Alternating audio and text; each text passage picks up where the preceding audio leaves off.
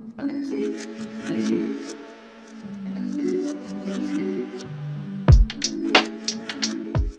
everyone. I'm today with David and Luca, co-managers of Sycamore Sustainable Tech. I'm Fidi working at Sycamore Asset Management. So today investors have a lot of questions on technology and sustainability, and I'm going to start right away with the most important question. Last year, technology was down 30%. Everyone was saying technology is behind us, the bubble has burst. And this year in 2023, we're already up 25%, outperforming most of the indices. Do you think this is sustainable, and why has this happened so fast? Yeah, that's a great question, Fidi.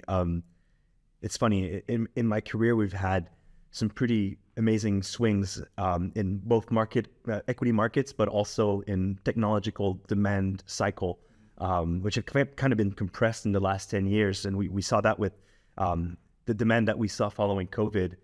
And, then we had to normalize out of that. And like you said, we kind of burst a bubble, starting late November 2021 up until October, November of last year. And what we've seen since is really that maybe expectations of investors got a little bit too negative. At the end of the day, tech is a very secular growth sector. There's a lot of drivers generating demand for the technology. So when we think about the reset that we had both in interest rates, but also a continued healthy technology demand combined with compressed technology valuation on the equity side, it created kind of a pretty attractive setup to buy companies that are innovating, disrupting, and also helping companies in every industry to modernize and digitalize. So for us, yes, it is sustainable because technology continues to be a secular growth market. They'll continue to grow faster than GDP. And we particularly like software and semiconductor sector, which should outgrow just technology spend more generally. So you had that kind of healthy backdrop of, higher rates, lower valuation, continued strong demand, somewhat lower than what we saw post the COVID rush. That made for healthy setup for equities. And now, fast forward to, I guess, November 22, and the start of 23, we have this new little technology that comes out in the market called ChatGPT, created by OpenAI, that reaches 100 million users in the space of 2 months. I think Spotify took 55 months to reach that user base. So it's pretty impressive. So what that means for us really is that generative AI, as created by GPT-4, OpenAI, or I should say as popularized by these guys, really creates a unique opportunity for disruption in the world, right? We use GPT-4 every day in our work to help us be more efficient in low value added tasks. It generates productivity for us, and then we can focus more time on finding disruptive and sustainable businesses, managing the portfolio better, doing these cool talks with you guys. So it really creates, value added for us. And what's pretty incredible about the technology is that it doesn't apply only to me. It applies basically to, we call them knowledge workers. We could call them white collar workers, right? Office workers. So there's been some studies made that they use the customer service agents, for example, Stanford and MIT, that says that about, 14% productivity gains for customer service agents that would use the technology, up to 35% if it was, a new person entering the company in the customer service department. So that creates a lot of latency for productivity gains across industries, right? And it's going to impact everyone. It's very horizontal. And what's pretty cool about it is, if you look back at history, all of these big technological breakthroughs had kind of some friction to adoption, right? We're thinking about the electrical grid. Well, you had to go out and, lay out the wires. The PC, personal computers, great. Okay, now people need to buy it. It's expensive. You've been thinking 80s, 90s. You need to distribute it. You need to build it and then distribute it. You need to convince the consumer that it's worth using. And now we're here with a technology that drives significant value add from the day you start using it, with literally barely any barriers to adoption. So to distribute generative AI, like Microsoft or ChatGPT and OpenAI are doing, you're literally using compute in a data center, right? you train the machine, and then you ask a question, and then it infers responses from its previous training. Well, all of that is done using, or all the access is done using a phone, a PC that we're already using, that enterprises have already bought. So the barrier to adoption is actually very low. So that's why we saw, the monthly active users get to 100 million in the space of 2 months. So to kind of think about just more broadly to your question, yes, the returns in technology for me are sustainable because it is a secular growth story. We have unprecedented earnings estimate revision driven by AI demand. So for us, we're really excited, and we've positioned a portfolio for this. We also own not only companies like NVIDIA in the semiconductor space, but also software companies that we believe are going to benefit from this rise, whether it's companies like GitLab, who generate more code, right? If you can get the AI to write the code, it means more codes in the world, more applications being built, so they're gonna benefit from that. We're thinking about MongoDB, which is an open source database that allows you to build these types of apps. So we're really excited, and we do think that there's a sustainable growth driver behind the whole IT space at the moment.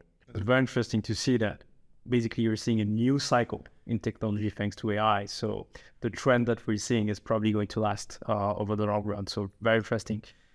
For a house like Sycomore, sustainability, for which we focus on, is very important. It's something at the forefront of what we do. I have a question for you, Luca. How do you define sustainable technology? Is there a bridge between the two? And how are you basically assessing technology for a sustainability lens? Yeah, sustainability is extremely important. In the last 20 years that I've spent actually researching technology and innovation, what I've seen is actually that now technology is crucial for every single industry. It's in healthcare, financial, consumer, is everywhere. When I started to work during the bubble, it was only in the data center. Now technology is everywhere. In our hands, when we use a smartphone, when we use a ChatGPT on our smartphone, for example, is everywhere. And I'm a dad of 2 young kids, and so one of my jobs is actually worrying about the future. But as a fan of innovation, I need to believe that we're going to be able to develop great technology in the future. At the same time, we're going to have a positive impact on society. And if you think about like a recent example, think about the pandemic. The vaccine was developed, produced in record time. And that was thanks to a small company that was acquired by a French company, Dassault Systèmes, called Medidata. And there are tons of examples like that. At Sycomore, we have our own framework. Is tech for good, is good in tech, and improvement enablers. And using this framework, we have the opportunity to invest in the best trend that we can see out there, while we are having a positive impact on society. And our job is to measure the impact that all these technologies are having on all of us, and all the stakeholders. It could be your client, it could be your supplier, it could be the community in which you operate. And to talk a little bit more about this trend, there is, for example, the trend of eco-mobility. We have 2 companies in the portfolio that produce chipset that help auto producers to move from combustion engine to hybrid and EV. And that's extremely important for the planet. But at the same time, they also produce sensors that can detect if I'm too tired to drive. And that's extremely important because not a lot of people know that one of the main causes of death for especially men under 30 are accidents on the car. And falling asleep on the wheel is actually one of the reasons why these accidents are happening. And think about like smart construction. So you can use technology to design buildings that are really efficient in terms of energy consumption. You can use it to optimize the site while you are doing that, but you can use the same technology also to see where the people are while the buildings get constructed. And why is that important? Because casualties in the construction site are really high. That's one of the sectors in which we have more casualties. And you can actually develop a technology that can decrease the probability of a casualty happening. And there are so many other trends in which we are exposed. And AI is the enabler of all these changes. So if you can use AI to make all these trends much more powerful and much better. How do we make sure that the company which we invest have an impact on a positive impact on environment, on society, and all the stakeholders? We run the numbers. We create a lot of KPIs for which we use all the numbers that the company gives to us. We use third-party numbers, and also we engage with them. And engagement is an extremely important part of what we do. Okay, very interesting. I mean, when I hear both of you, you want to mix at the same time the exposure to a growing sector that is very important for our world and offering a lot of economic opportunities. And at the same time, you want to do it the right way by investing in sustainable technology. Basically, by wanting to maximize your impact, your positive impact on society, can you give us examples on things that you're doing with companies? How do you engage with them? What kind of discussion you have with them? Yeah, so we do actually engage with every single company which we want to invest. And we ask them to do things that we think are the right things to do. One of our requests actually is for every company which we invest to have a human rights policy. That needs to be separate from their code of conduct and needs to be clear. Now, this is a KPI that we're following less and less. And why is that? Because more than 90% of the company in our universe now, they do that. So engagement works. Then there are cases in which we are probably too small to engage with all the company that we need to engage, or because the topic is really complex. In that case, what we do is actually create a collaborative group with other asset managers, define a team, and then we engage with multiple companies on this particular theme. And I can give you two examples. We have an engagement on facial recognition at the moment. That's a technology that can be extremely helpful if detect that you are falling asleep on the wheel, but can have also a problem and needs to be regulated. We're engaging, for example, we are the leader with NVIDIA, and with other players in the history, other like asset manager like us, we are engaging with multiple other companies in the sector.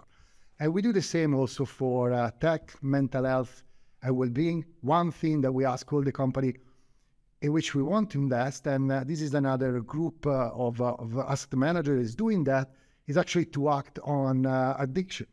Technology could be addictive. That's a problem for our kids, not only for our kids, but particularly for young people. And that's something for which we want to discuss with the company, because there is nothing better for a company, for their business to thrive than a healthy society. I truly believe that we have the opportunity to invest in great innovation. They're going to create value for shareholders, for our clients. At the same time, we have also the opportunity to improve and make this place better. Oh, thank you. Thanks a lot, Luca. I mean, I see both of you are really passionate about what you're doing and how you invest into technology. And I think for Sycomore, it's fantastic to be able to share this to our stakeholders and our clients. So I thank both of you for your time today, and I'll see you soon. Thanks, Fidi.